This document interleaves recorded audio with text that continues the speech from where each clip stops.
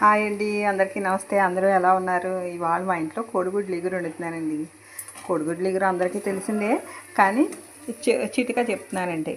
ఏంటంటే ఒక కోడిగుడ్డు ఇడిపోతుంది.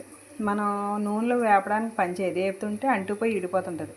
అలాంటిటప్పుడు కోడిగుడ్లు ఎప్పుడూ వేపకూడదు.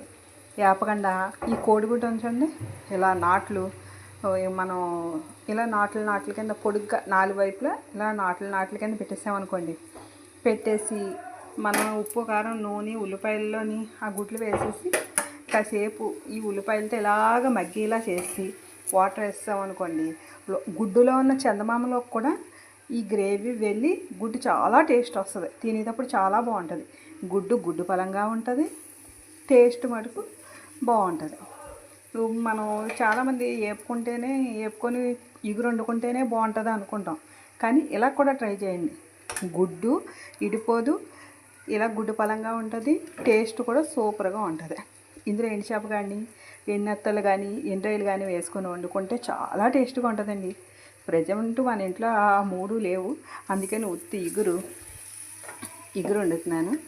కోడిగుడ్లు 4 గుడ్లు అలా వేసి మీకు చూపించడానికి అలాగా నాట్లు కింద పెట్టాను. చూసారా, కనబడుతున్నాయా మీకు నాట్లు? చూసారా ఎంత కలర్ఫుల్గా ఉందో? ఇలా చేసి ఇలాగా వాటర్ పోసేయాలి. ఈసారి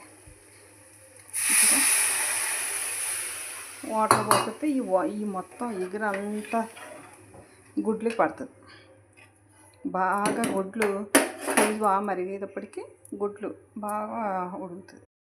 గుడ్లు ఎగురికి ఇలా నీళ్లు పోస్తాం కదండి. నీళ్లు పోసి ఉడికేటప్పుడు ఇగో పచ్చిమిరకాయలు ఇలా చీరేసుకొని ఇలా ఇగురులో వేసేసుకున్నాం అనుకోండి, చాలా సూపర్ టేస్ట్గా ఉంటుందండి. ట్రై చేయండి మీరు ఏంటి, మీకు నచ్చిందని. చూసారండి గుడ్డు ఎలా పీల్చుకుందో? గుడ్లు ఇగురిని అంతయు ఈ కన్నంలోంచి గుడ్లోకి వెళ్ళి గుడ్డు అంతా లోపల ఊటను పీల్చుకొని గుడ్డు మటుకు మంచి టేస్ట్గా ఉంటుంది. ఎప్పుడు గుడ్డుకి ఇలా నిలువుచారులు పెట్టి ఇలా వేసుకోండి.